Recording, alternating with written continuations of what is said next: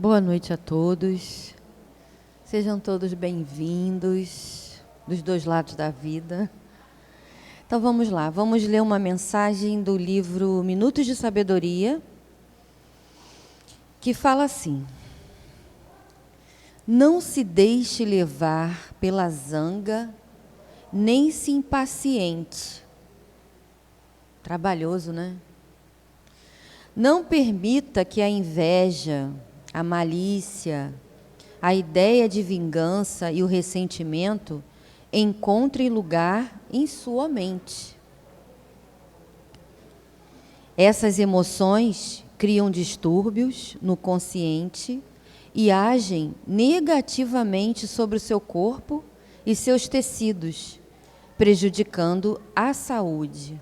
Olha, cultive a paciência, a tolerância, o perdão e o amor para com todas as criaturas. Deixa eu ver se tem mais alguma coisa. Pequenininha, mas bem grande, né? Reflexiva, podemos dizer assim, né? Não se deixe levar pela zanga, nem se impaciente. Como a gente é fácil, né, de tudo que aborrece, a gente dá ênfase, né? A gente deixa, né, o fermento, né? Então, que a gente possa cultivar, né, a paciência, porque a gente às vezes pede assim: ai, meu Deus, me dê paciência. Ele vai dar, né? Mas ele vai dar testando a paciência. Ele não vai dar para a gente ter uma vida leve, suave, né? Se pediu paciência, ele vai te dar alguém para testar a sua paciência. E ele ainda vem aqui, ó, a tolerância, o perdão e o amor para com todas as criaturas. Então, que a gente possa cultivar, né, o perdão, o amor ao próximo, a nós mesmos, né? Porque quando a gente pensa de que fazer alguém, primeiro a gente passa pela gente aquele sentimento, né? Então, que a gente possa trabalhar isso, que a gente abra esse campo para que Deus possa agir, né, na gente. Tudo a ver com o que a nossa querida vai falar hoje lá, ó. As curas de Jesus. É através disso, é da gente tolerar, da gente ter resiliência, né? Uma palavra tão completa, né? Você ter resiliência de tudo que você passa e entender, né, esse momento. Então vamos lá, vamos orar. Quem quiser pode fechar os olhos, se sentir à vontade e agradecer a essa espiritualidade que torceu para a gente chegar, né? Jesus está aqui conosco. Ele disse que quem tivesse um ou mais em seu nome, aquele está. E ele está aqui, a gente sente a presença dele, né? Então, mestre, obrigada. Obrigada por tudo, por todas as oportunidades, por todas as provas, né, que estamos passando, que temos que passar. Mas pedimos o teu amparo, o teu auxílio para continuar a nossa jornada, né, rumo ao progresso. E agradecemos também, né, essa espiritualidade que nos cerca, que nos abraça, que nos envolve, que nos faz, né, nos sentir melhor para continuar.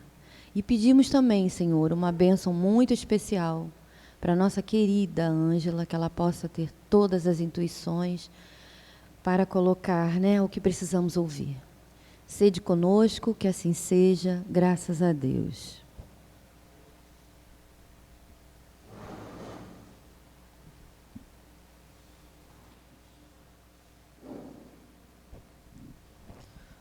Boa noite, irmãos e irmãs. Muito bom receber o carinho dessa casa novamente, muito bom estar nesse ambiente curador, curativo, né? De tantas energias que nos fazem bem, que curam as mazelas que nós trazemos quando chegamos aqui. O nosso tema de hoje é o que está exposto ali, já foi anunciado também pela companheira. E hoje nós vamos pensar nesse tema de duas formas diferentes. Primeiro, nós vamos pensar nas curas como fenômeno. acontecimentos, coisas que acontecem na vida. E que explicações o Espiritismo oferece para a nossa compreensão das curas? E depois, num segundo momento, nós vamos pensar na cura como uma manifestação, uma das formas de manifestação do amor de Deus por nós. Então, primeiro é uma abordagem do conhecimento, mais intelectual, e outra é uma abordagem mais emocional, mais afetiva, mais espiritual. Então, vamos pensar primeiro no fenômeno das curas, não é? Kardec estuda esse assunto no Livro dos Médiuns, ele estuda no Evangelho segundo o Espiritismo, mas ele vai se aprofundar nessa questão na última obra que ele escreveu, que foi a Gênese, os milagres e as predições segundo o Espiritismo. A gente abrevia e chama só de Gênese, né? A Gênese, mas o título completo desse livro é A Gênese, os milagres e as predições segundo o Espiritismo. Então, a obra é dividida em 3 partes. Na primeira delas, a Gênese, Kardec vai estudar os princípios de todas as coisas, o início de todas as coisas, a origem do bem, do mal, de Deus, do espírito, da matéria. Na segunda parte, Kardec estuda os milagres. E na terceira, as previsões. Esse livro é escrito em 1868, Kardec parte em março de 1869. Então, essa é a última obra que ele concluiu aqui. Ele começa essa discussão dos milagres trazendo o sentido da palavra. O que são milagres? Então, Kardec escreveu. Na acepção etimológica, quer dizer, na sua origem, né? A palavra milagre, que vem de mirar e que é admirar, significa admirável, coisa extraordinária, surpreendente.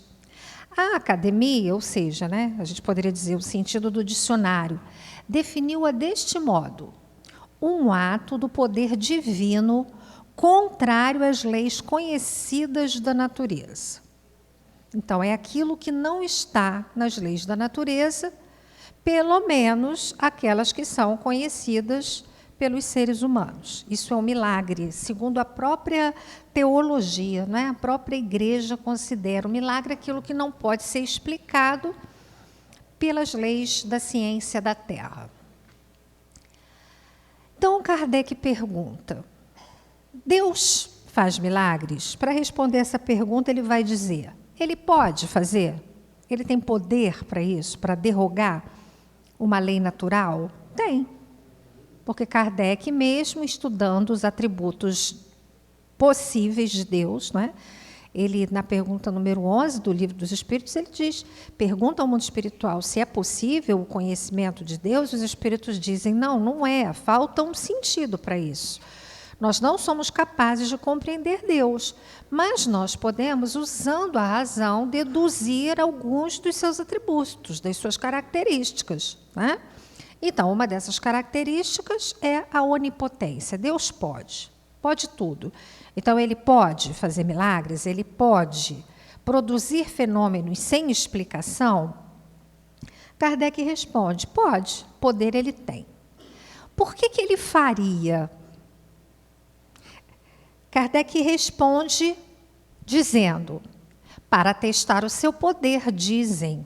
Então, quando se discute teoricamente a questão, quando se faz uma discussão teórica, um embate filosófico sobre essa questão, e se pergunta, por que Deus faria milagres? Ele precisa fazer milagres? Ele precisa destruir aquelas leis que ele mesmo criou?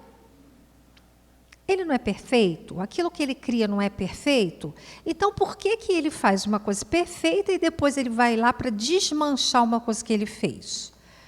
Ele usa o exemplo daquilo que era o máximo da tecnologia do século XIX, né? O relógio. Então, ele diz, seria como um relojoeiro que teve capacidade de fazer um relógio super, e para mostrar como ele é sabido, ele desmancha o relógio. Então, segundo Kardec, não faria muito sentido a gente pensar assim. Por isso ele argumenta: o poder de Deus não se manifesta de maneira muito mais imponente pelo grandioso conjunto das obras da criação, pela sábia previdência que essa criação revela, assim nas partes mais gigantescas como nas mais mínimas, e pela harmonia das leis que regem o mecanismo do universo, do que por algumas pequeninas e pueris derrogações que todos os prestímonos sabem imitar. Então, se a gente quer falar do poder de Deus, será que a sua obra, a sua criação, já não revela esse poder? Quando a gente olha a imensidão do espaço, quando a gente olha o céu, basta a gente se afastar um pouquinho dos grandes centros, que a gente consegue ver o céu no seu esplendor, na sua grandeza, aquela exuberância de astros no céu. A gente se sente pequenininho ali, a gente olha, quando a gente está num descampado, e a gente olha aquela vegetação que vai se perdendo no horizonte. É tão deslumbrante. E, ao mesmo tempo, quando a gente pega uma florzinha pequenininha, delicada, e ela é tão requintada nas suas cores, nos seus tons, e a gente observa o mecanismo perfeito da natureza que a gente está se esforçando muito em comprometer, mas que, na sua origem, funciona de forma harmônica, integrada, em grandes redes, em grandes ecossistemas.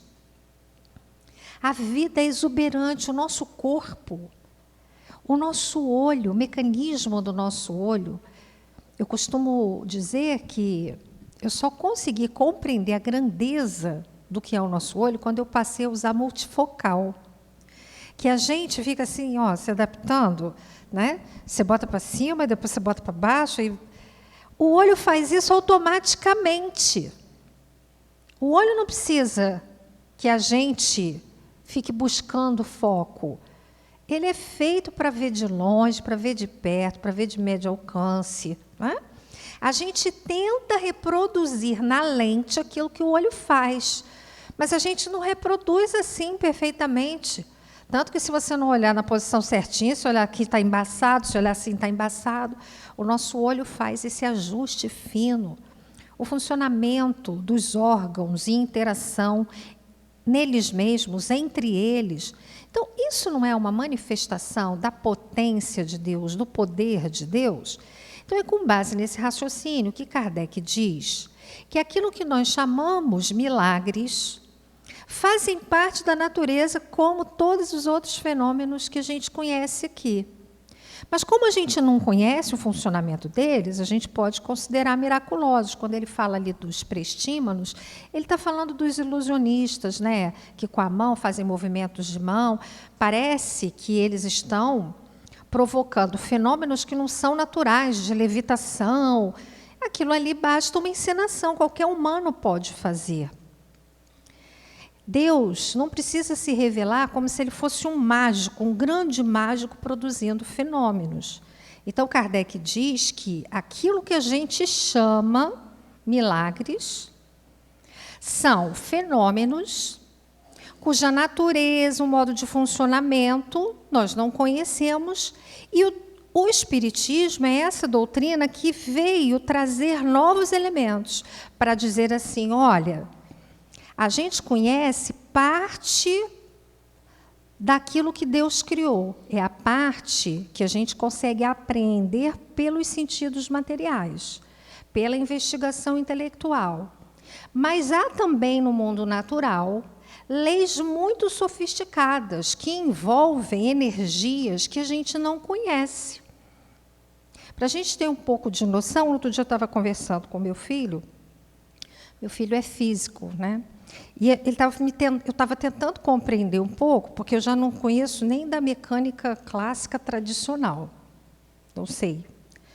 E ele estava tentando me falar da mecânica quântica, da física quântica. Então, quando ele começou a descrever, ele disse, por exemplo, mãe, o elétron, às vezes, a posição do elétron é uma probabilidade. Ele está aqui, depois ele aparece aqui, mas ele não se deslocou. Eu falei, isso não existe. Ele não pode estar aqui, ele não andou daqui para cá. Eu não acredito. Ele falou, mãe, você pode não acreditar, mas é assim que funciona na natureza.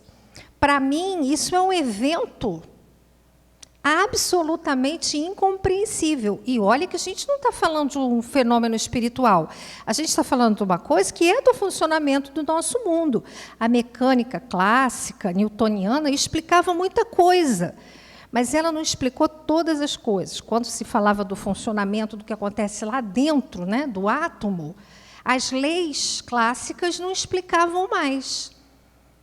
E aí nós precisamos avançar no conhecimento. É isso que os nossos físicos hoje fazem. Eles tentam estudar essas leis para entender como isso funciona, porque eles já sabem que é assim que funciona. Mas eles querem saber como. Se é assim, como é que isso acontece? Para mim, isso é só um milagre, né?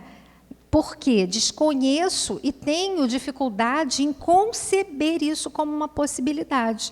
Então, o que Kardec diz é que muitos fenômenos chamados sobrenaturais não são sobrenaturais, são naturais, regidos por leis que nós estamos começando a compreender. Os espíritos nos revelaram algumas dessas leis. Acho que é aqui.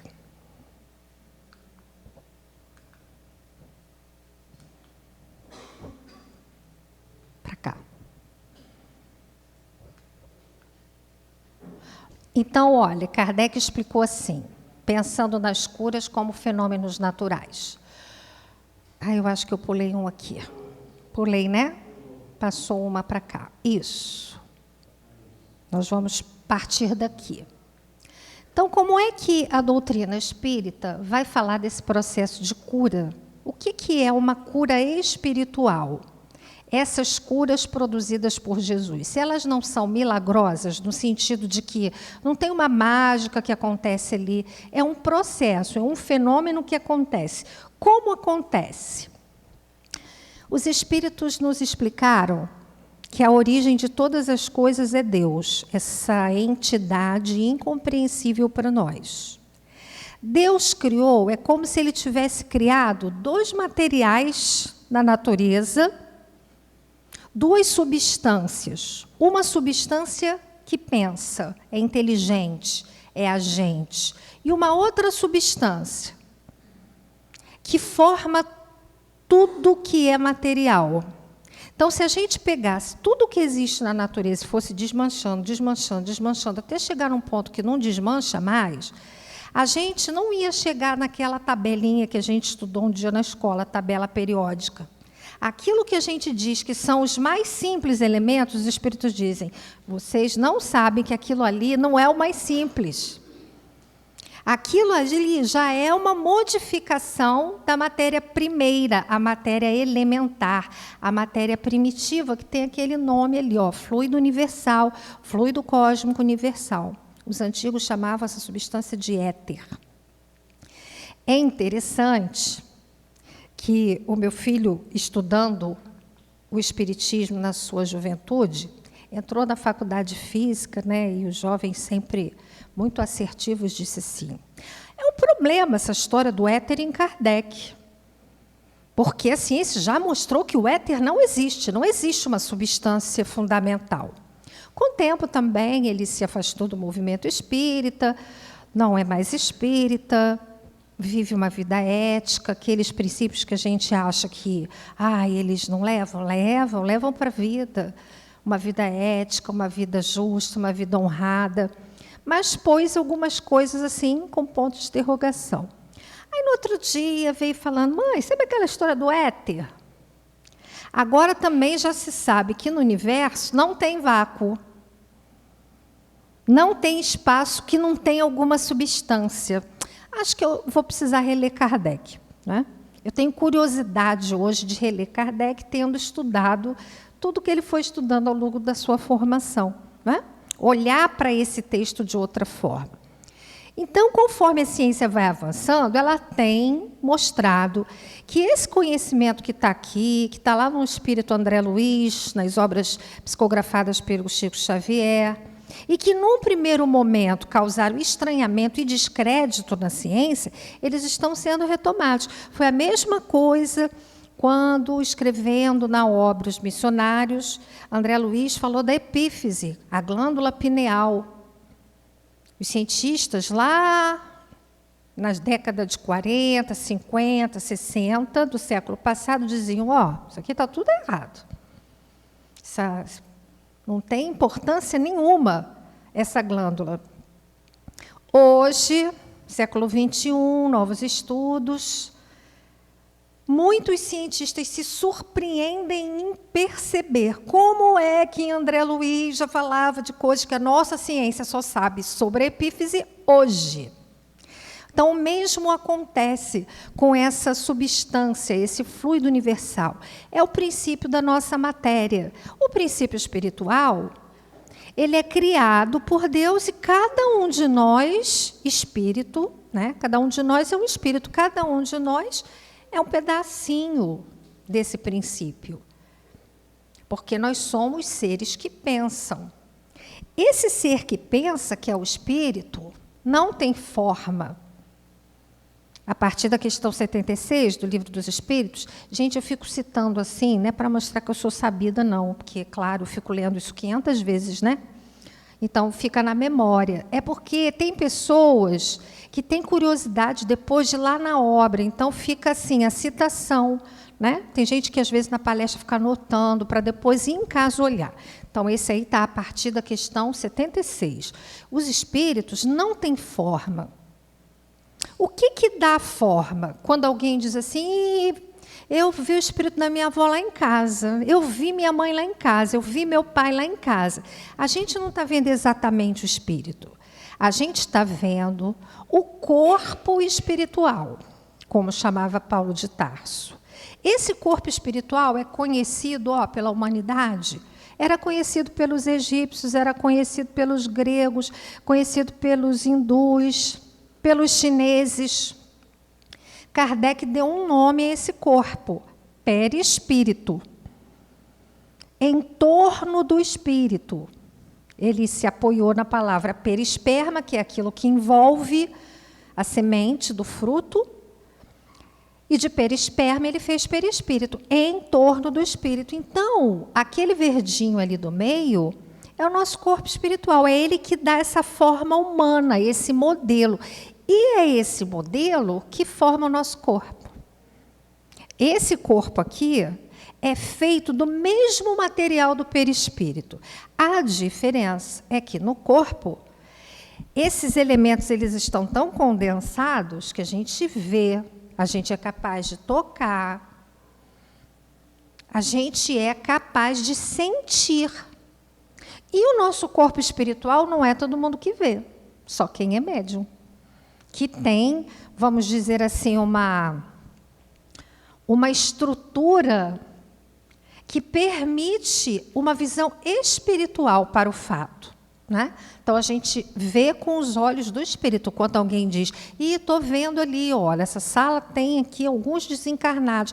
Não está vendo com esse olho aqui. Está vendo espiritualmente, com o seu corpo espiritual, que é o seu perispírito. Com base nisso, Kardec explica o que acontece nas curas. Como se a vista, o fluido universal é o elemento primitivo do corpo carnal e do perispírito, os quais são simples transformações dele. Tem um jeitinho melhor da gente entender, que é pegar o exemplo da água. A água, ela pode estar no ar na forma de vapor, certo? Ela pode ser líquida e a gente pode ver, mas ainda é difícil pegar. E a água pode ser gelo. Quando ela está sólida, a gente pega, pode pegar. Não é a mesma substância? Não são os mesmos elementos que formaram, mas têm apresentações diferentes. Essas diferentes apresentações não mudam a substância. É a mesma coisa que acontece com o nosso corpo espiritual e o nosso corpo material. Eles têm a mesma substância.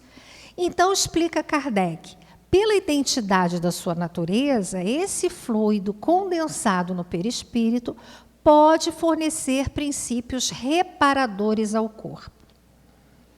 Então, quando a gente recebe uma intervenção espiritual, a gente sofre uma cura, que não é a cura da medicina, que não é com nenhum remédio material, é uma cura milagrosa.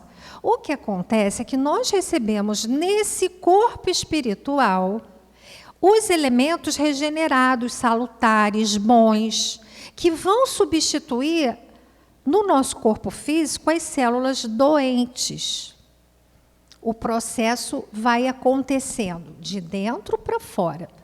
O espírito, encarnado ou desencarnado, é o agente propulsor que infiltra num corpo deteriorado uma parte da substância do seu envoltório fluídico.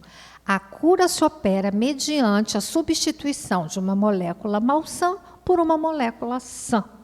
Então, há um ser espiritual que age ali com o elemento fluídico. Esse ser espiritual pode estar encarnado ou desencarnado. E ele vai usar do seu corpo espiritual elementos saudáveis, positivos, vai transferir, inocular, né? Como a gente faz, infiltrar no nosso corpo espiritual. O nosso corpo espiritual, que é o modelo, vai substituindo a célula que está doente, as moléculas doentes, por moléculas saudáveis. É isso que acontece. O poder curativo estará, pois, na razão direta da pureza da substância inoculada. E aqui, ó, quando a gente fala pureza da substância, aí a gente vai pensando, né, no poder de cura de Jesus. Que Jesus não é o único a fazer curas, os discípulos também curavam. A gente conhece um monte de médium aqui no Brasil, né? Na história do nosso país, nós tivemos muitos médiums e ainda existem médiums curadores. Mas, se a gente está falando que o poder da cura está na relação direta com a pureza da substância, vamos imaginar como é a substância que Jesus infiltra no nosso corpo espiritual. A potência, a pureza. Aqui nós temos essa afirmativa de Kardec, também na Gênese, lá na terceira parte, no capítulo que estuda os fluidos, o item é 31. Mas depende também da energia da vontade, que quanto maior for, tanto mais abundante emissão fluídica provocará, e tanto maior força de penetração dará ao fluido. Aí, se a gente estivesse aqui no encontro com médiuns, a gente faria outra abordagem, para lembrar, por exemplo, que não adianta eu ficar com a minha mão ali, o meu pensamento, ah, meu Deus, está ventando lá fora, aí chegar, deixei tudo, vai estar uma sujeira, porque não está na mão. Tem que ter uma força propulsora, que é a da vontade. Essa vontade sincera de servir, de aliviar o sofrimento do outro, de se compadecer com a dor do outro. Porque quando a gente se coloca ali naquela salinha, a gente senta assim que a gente quer receber o passe, é porque a gente está se sentindo carente de alguma coisa, a gente está precisando de alguma coisa, a gente está em falta de alguma coisa. Então, o médium que está ali trabalhando, ele precisa entender que, naquele momento, alguém não está procurando por ele médium, alguém procura Jesus por seu intermédio, por isso ele é médium, porque ele é intermediário, ele é meio, principalmente na casa espírita, como a gente vai ver aqui. Porque essa ação, diz Kardec, magnética, fluídica, ela pode se dar de duas maneiras. Pelo próprio fluido do magnetizador. Quem é o magnetizador? Nesse caso, o médium. Então, eu posso doar de um fluido que é meu, particular? Posso. Tem gente que faz as práticas por aí, do reiki. A pessoa não evoca nenhum espírito, ela está empregando ali uma energia que é sua na cura. Não é? Nós podemos ter a ação pelo fluido dos espíritos, atuando diretamente e sem intermediário sobre o encarnado. Às vezes a gente está sendo atendido aqui e não sabe. Quando entra para o passe, já sofreu a intervenção do mundo espiritual aqui. Já foi atendido diretamente pelos espíritos aqui. que às vezes também vão usar recursos de pessoas que acham que estão aqui só para receber, mas que estão aqui também doando a sua energia. A gente nem sabe disso. A gente fica aqui sentadinho, aí o espiritual fala, ali, ó, tem uma energia boa, eu vou aproveitar e transferir, ó, daqui para ali, né?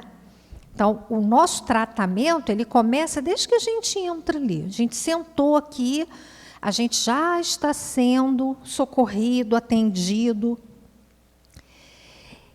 E essa ação magnética pode se produzir pelos fluidos que os espíritos derramam sobre o magnetizador, no caso o médium passista, que serve de veículo para esse derramamento. É o caso de um passe na casa espírita. Porque aqui nós temos consciência de que existe um trabalho realizado pelo mundo espiritual.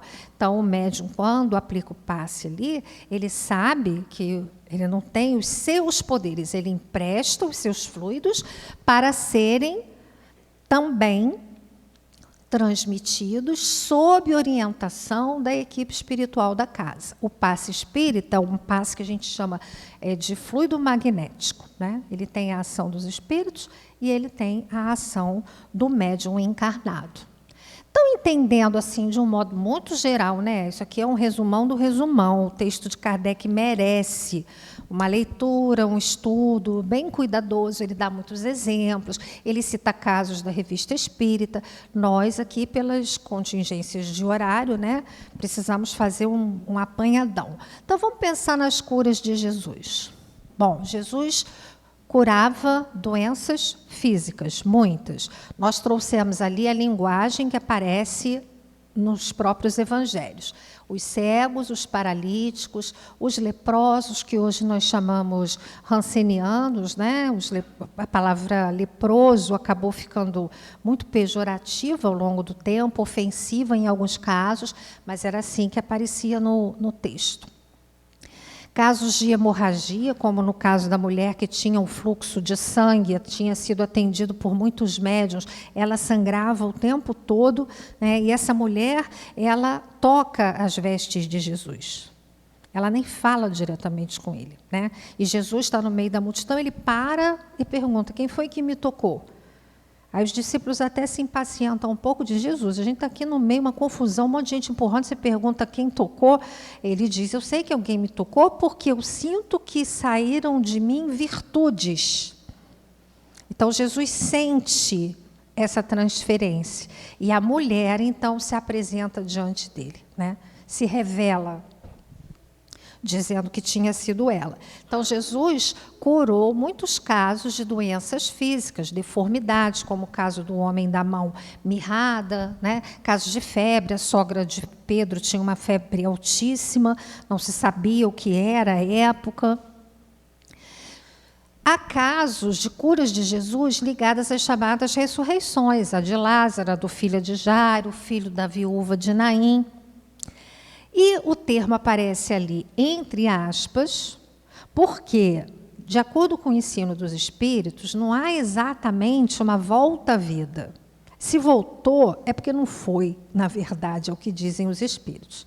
O que acontece é que, às vezes, existem os casos de morte aparente.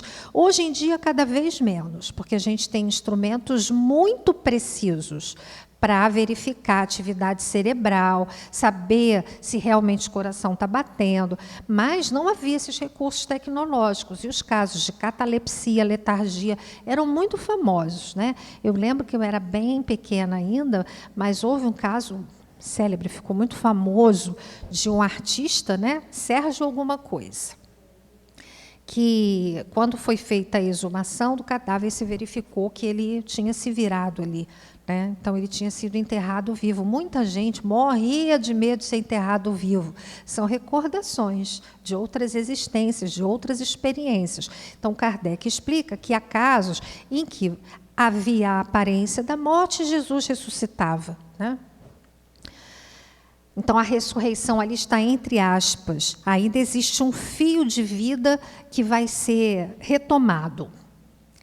As obsessões, muitos casos, né? Mateus e Marcos são os evangelistas que mais citam que mais falam das curas. Marcos até mais proporcionalmente, porque o evangelho dele é menor do que o de Mateus, né? Então, se a gente for fazer uma proporção, ele dá muita ênfase às curas. Agora, a palavra obsessão é um termo espírita que não está no evangelho. Na linguagem do evangelho, são os endemoniados, tomados, possuídos por espíritos imundos. Essa é a linguagem que a gente encontra lá.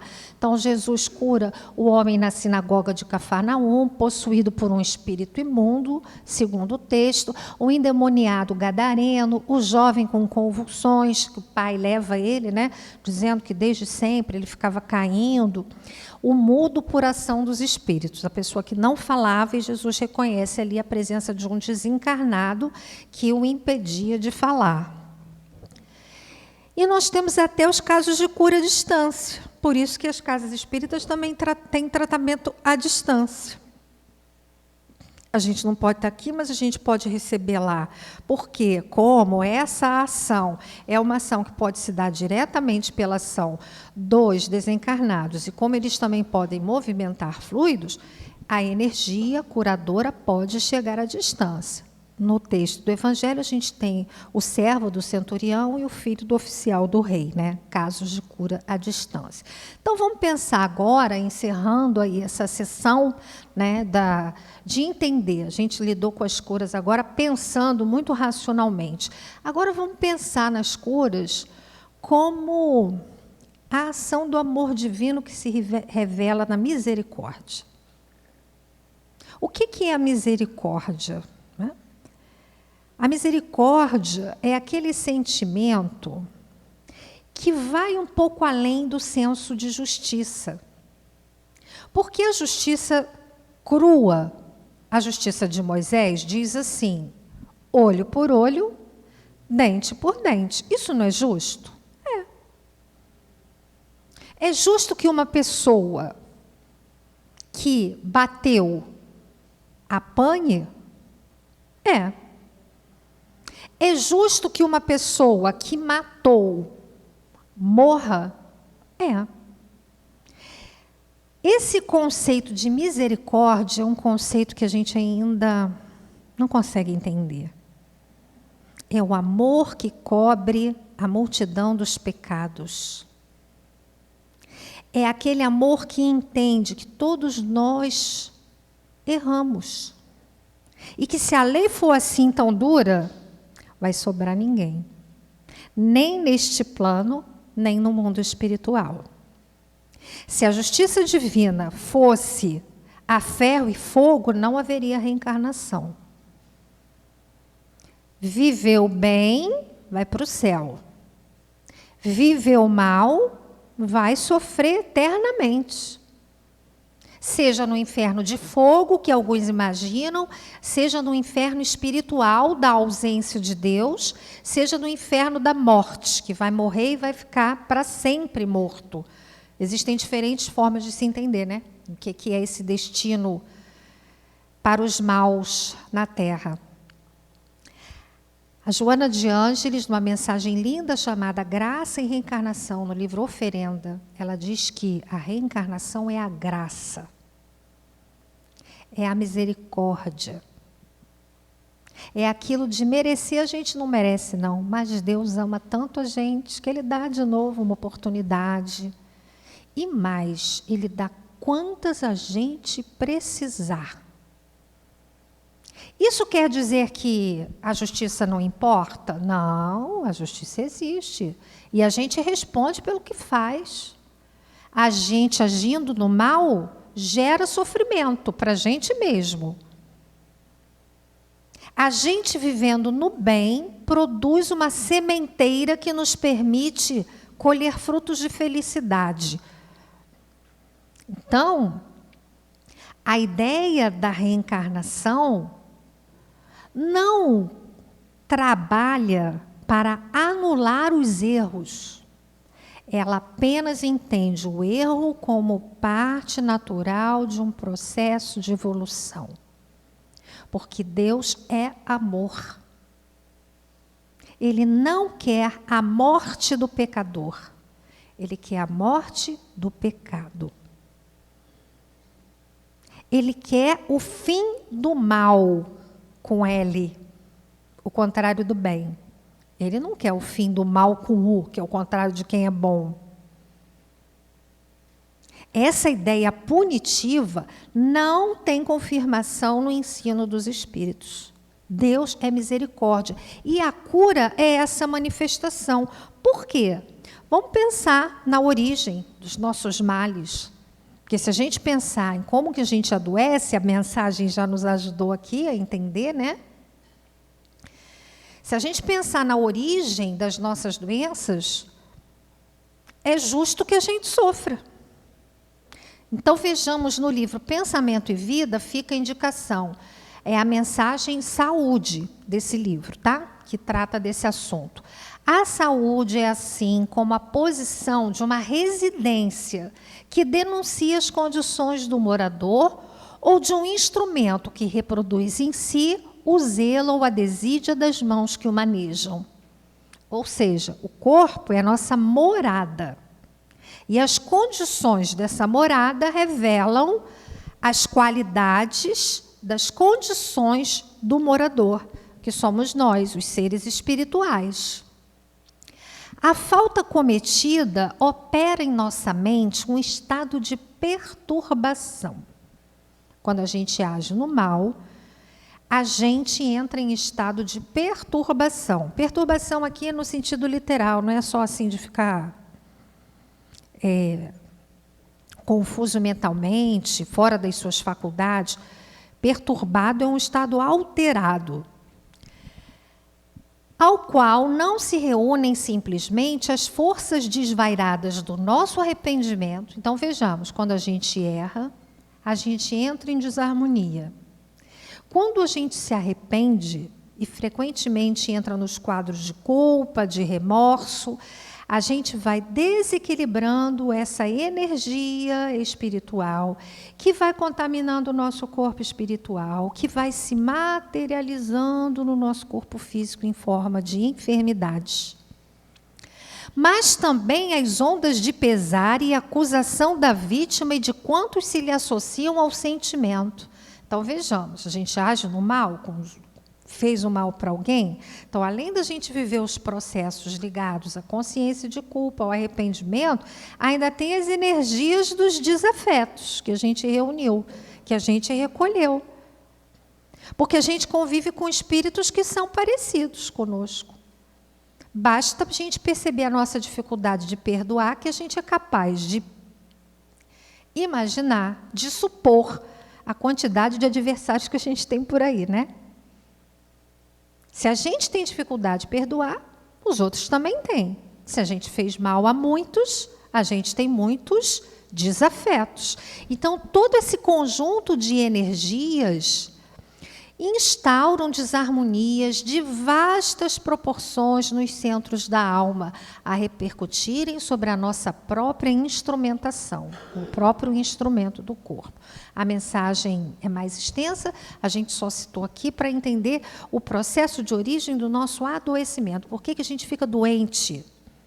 Porque a gente não vive em plena harmonia com as leis divinas.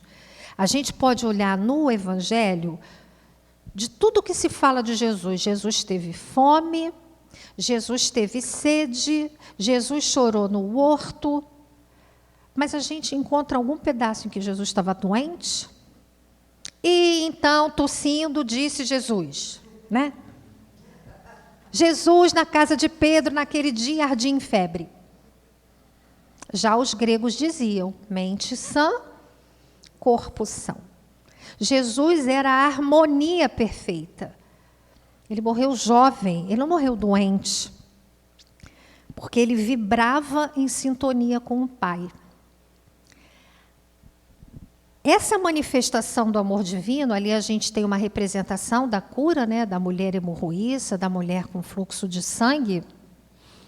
É uma passagem muito bonita, porque se a gente pensar no rigor da lei, a gente diria, ué, a gente não produz as desarmonias no corpo? Então sofre. Mas Deus nos ama tanto que a justiça vai sendo temperada e permeada pelo amor. Os recursos de cura não vêm só do alto. A medicina terrena é recurso da misericórdia divina. Gente, tinha tempo que não tinha analgésico. Tinha tempo que não tinha anestesia.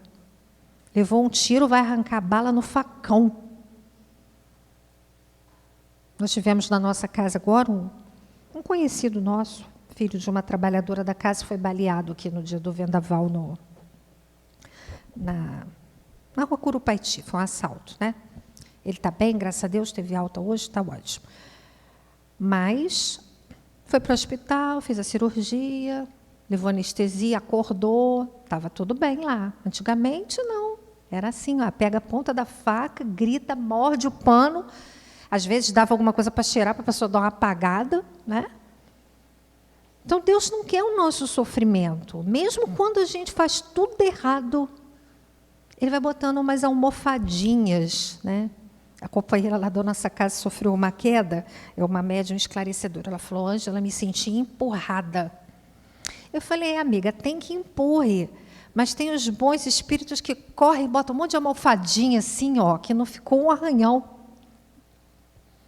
É nessa força de proteção que a gente tem que confiar, né? Jesus diz à mulher que se apresenta, fui eu, Jesus, fui eu que toquei as tuas vestes. E ele diz, filha, a tua fé te curou. Vai-te em paz e fica livre do teu mal. Então, quando Jesus curava, tinha sempre uma recomendação. Vai, os teus pecados estão perdoados, a tua fé te curou.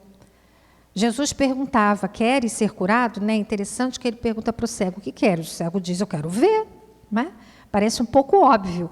Mas o que Jesus está fazendo naquele momento? Ele está mobilizando a pessoa que vai receber a cura. Porque depois Kardec aprofunda o estudo ao longo do capítulo da Gênese para dizer, assim como a gente atua sobre essa energia, que a gente chama de fluido, né?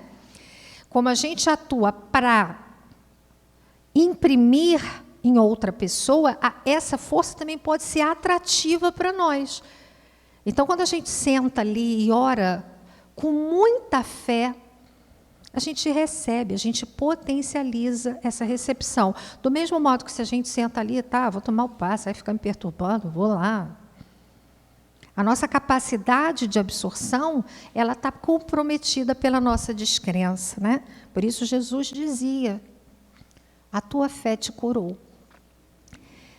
Então, nós vamos encerrar essa nossa conversa sobre as curas, que, como nós dissemos, é um resumo assim, muito pálido, né? Esse assunto é extenso, complexo, cheio de nuances, mas nós vamos trazer aqui a mensagem do Espírito Emmanuel, chamada Socorre a Ti Mesmo, que comenta o versículo 35 do capítulo 9 de Mateus, pregando o Evangelho do Reino e curando todas as enfermidades. Jesus fez muitas curas, né? Então, vamos pensar nesse processo que foi o comentário da nossa página aqui de preparação. Se a gente não quer ficar doente, a gente precisa corrigir a origem. Os pensamentos, as palavras, as emoções. Escolher aquilo de que a gente quer se alimentar espiritualmente. Porque todos nós temos o nosso passado sombrio, que atua como impulso. A gente tem vontade de esganar o outro? Às vezes tem. E a Joana de Ângeles diz, está tudo bem, porque a gente é espírito imperfeito. Se a gente fosse espírito pronto, não estava encarnado aqui. Agora, entre o ato e a atitude que vem depois, dizer, estou em vontade, mas não posso fazer tudo que eu tenho vontade. O que Jesus me orienta a fazer? Perdoar e seguir em frente, porque senão essa raiva que está aqui, ela vai me fazer mal. Ela vai me desorganizar emocionalmente e também fisicamente. Então, a gente perdoa e deixa aquela energia ir embora, né? Então, vamos pensar o que Emmanuel diz sobre isso, a gente que vem buscando tantas vezes a cura material. Ele diz, cura a catarata e a conjuntivite, mas corrige a visão espiritual de teus olhos. Defende-te contra a surdez. Entretanto, retifica o teu modo de registrar as vozes e solicitações variadas que te procuram. Medica a arritmia e a dispneia. Contudo, não entregues o coração à impulsividade arrasadora. Combate a neurastenia e o esgotamento. No entanto, cuida de reajustar as emoções e tendências. Persegue a gastralgia, mas educa teus apetites à mesa. Melhora as condições do sangue, todavia não o sobrecarregues com os resíduos de prazeres inferiores.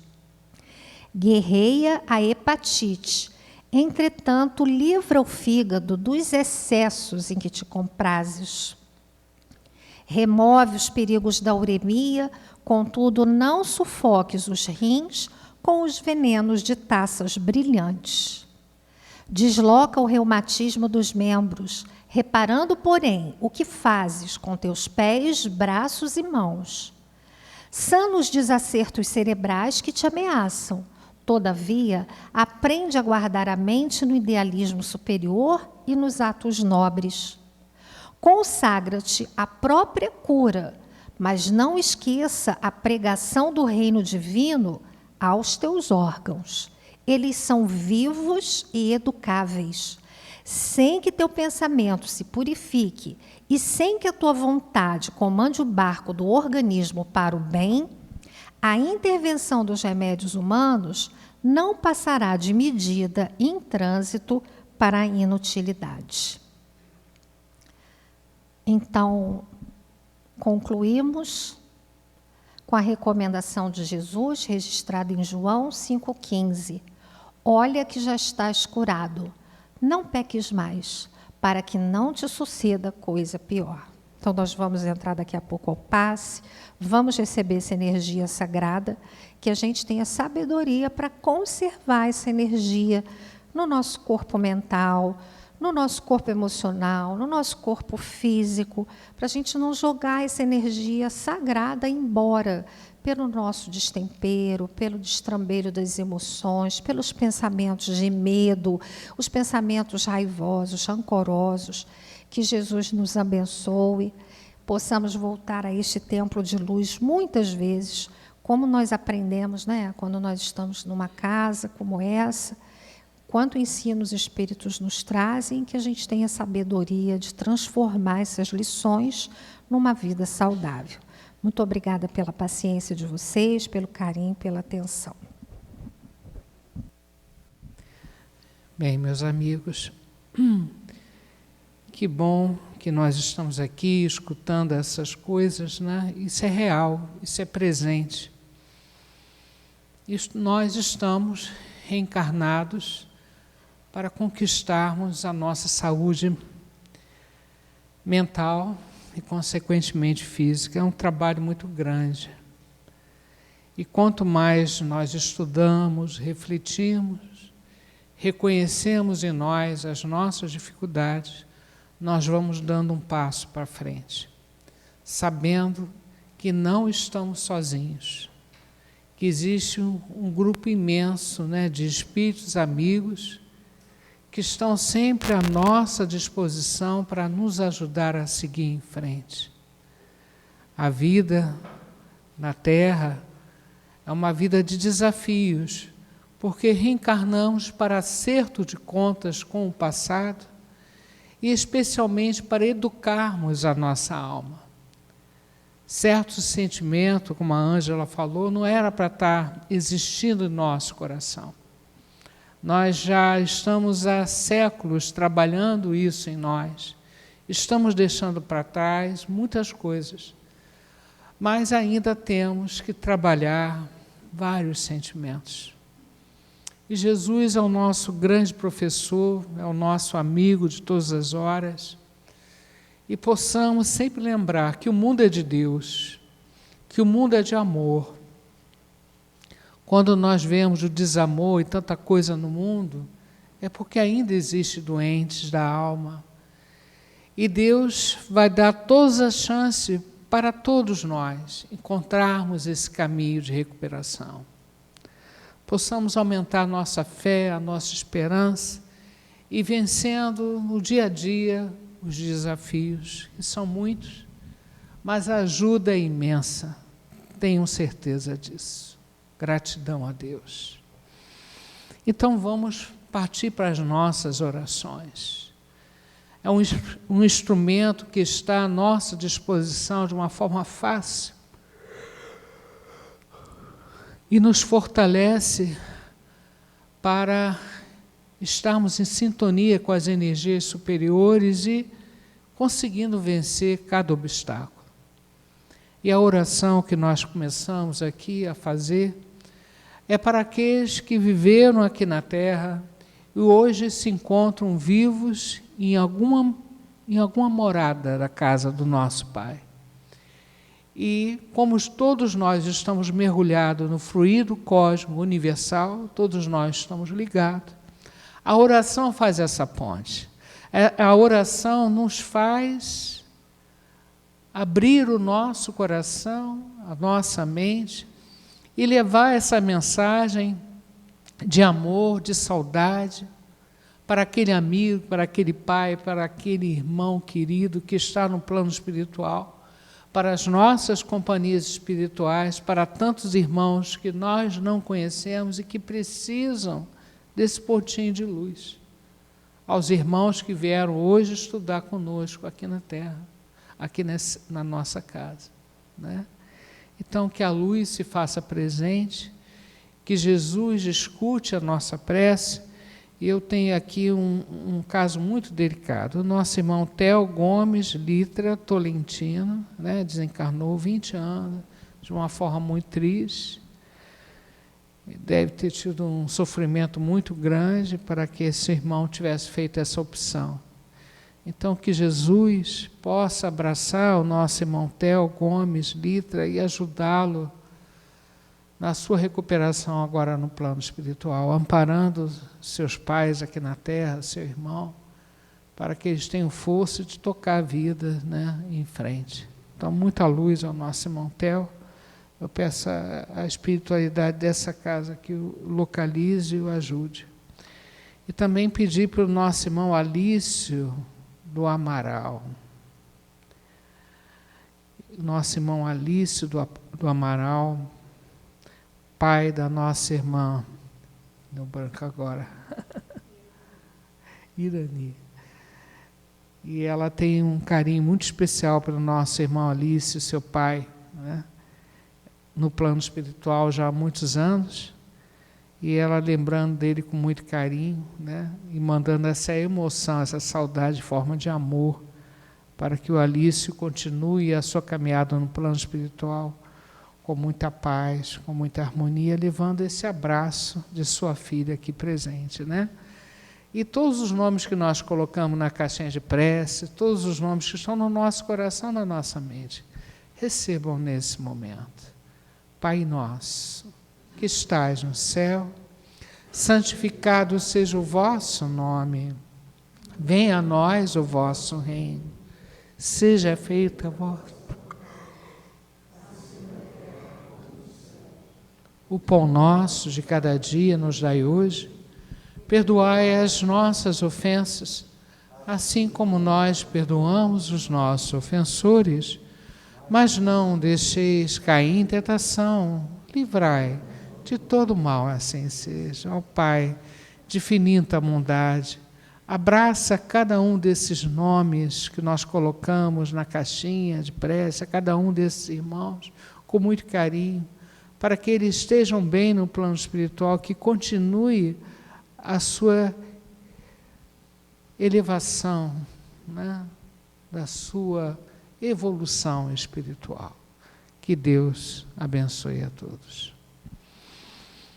E queremos também, é um momento importante que toda casa religiosa tem de irradiar, né? De ser um ponto de luz aonde ela está.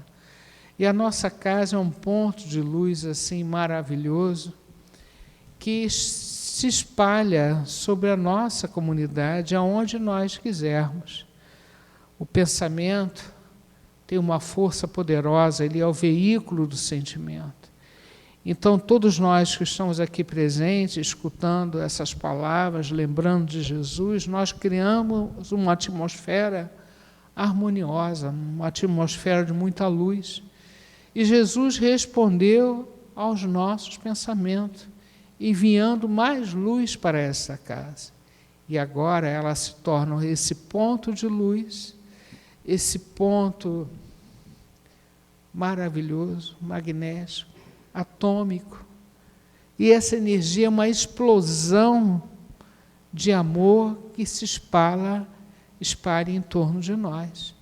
Vai em direção à caixinha, né? Nós temos uma equipe responsável pela caixinha de radiação que vão recolher esses espíritos amigos, essa energia aqui e levar para esses lares, cujos nomes, cujos endereços estão na caixinha de radiação. Levar para a nossa casa, e eu peço em especial para a casa da nossa irmã Ângela, né? Que ela seja abençoada. Muita luz em torno de nós, muito amor. A Terra está precisando desse amor, desse movimento. Deus quer ver o nosso movimento em direção a Ele. O mundo é de Deus, mas nós temos que fazer a nossa parte. Então, muita irradiação de amor. Vamos mentalizar uma energia linda entrando pela porta da frente da nossa casa, abraçando as pessoas que lá estão, não puderam vir aqui, envolvendo a nossa casa numa energia muito bonita de paz e de harmonia. Ó Senhor Jesus, abençoe a todos esses irmãos, a toda a Terra Escola querida. E precisamos também, a nossa irmã já falou muito de saúde, né, das curas que Jesus fez, e essa cura está à nossa disposição. Basta a gente se reequilibrar diante das leis divinas. Basta não, é trabalhoso, é um esforço, né? É um reconhecimento das nossas dificuldades. Se a gente não se enxerga, fica difícil mudar, né? A gente aponta fácil o defeito do outro, agora o nosso realmente é mais difícil.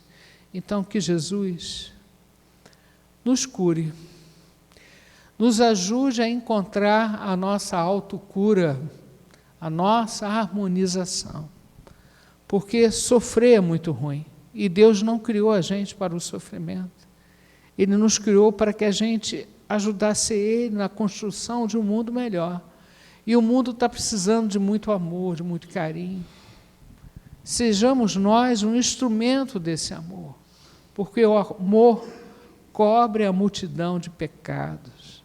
O amor cura.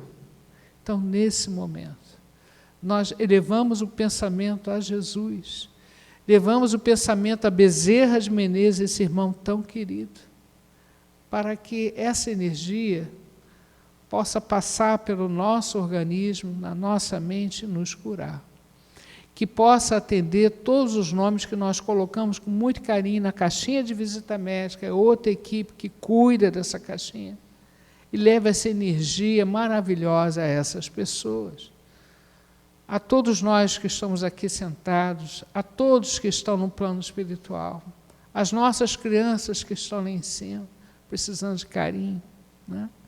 A todos esses irmãos queridos, que eles sejam abençoados. Vamos, Jesus, passear na minha vida. Quero voltar aos lugares em que eu estive só. Quero voltar lá contigo, vendo que estavas comigo. Quero sentir teu amor a me embalar. Cura, Senhor, onde dói. Cura, Senhor, vem aqui. Cura, Senhor, onde eu não posso ir. Cura, Senhor, onde dói. Cura, Senhor, bem aqui. Cura, Senhor, onde eu não posso ir. Deus pode, Deus está sempre ao nosso lado. Possamos fazer esse movimento de chegar a Deus, né? Para conquistarmos o nosso equilíbrio, que as águas do ambiente sejam fluidificadas, que essa energia boa se espalhe em torno de nós, nos hospitais, asilos, irmãos que estão pela rua. Tanto sofrimento ainda na terra, Deus. Pessoal que hoje foi na Colômbia, né, que também teve um outro terremoto, que Deus abençoe esses irmãos todos lá. Enfim, nós só temos que agradecer a Deus a oportunidade de estarmos aqui nesse ambiente de paz, de harmonia. Agradecer.